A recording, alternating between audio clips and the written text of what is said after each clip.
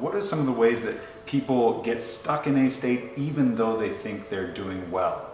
Yeah, the real challenge is, and there's so many parts to this, is that we're used to doing assessment based on the past. How are we doing today compared to last year? And that's normal, and I think that's really important to do. So don't get me wrong, it's not like it's a negative. But the problem with doing that is you're always looking backwards. You're never really looking forwards. So the best you can do is take what isn't working in the past and improve upon it, which is good possibly for current business. So it's getting you from A state to, let's say, a bigger A state, a better A state. But if your industry is transforming, if your business is running up against a roadblock, if your culture is kind of stagnant, that's never going to work, because you're not moving towards a direction and guiding everything there. You're actually focused more on today and the past. And so it doesn't create the new model, it doesn't create that breakthrough model.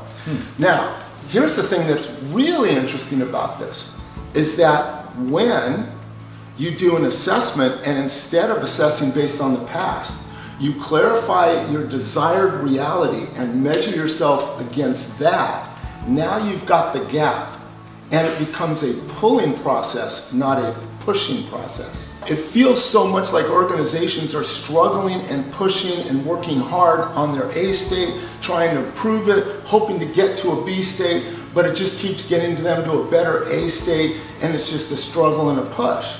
You know, and it goes back to what Covey said, it start with the end in mind.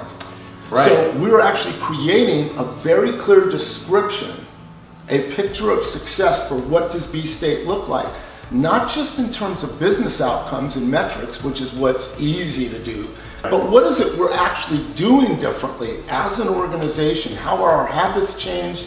How has our processes changed? How are we working together differently to actually support that breakthrough state?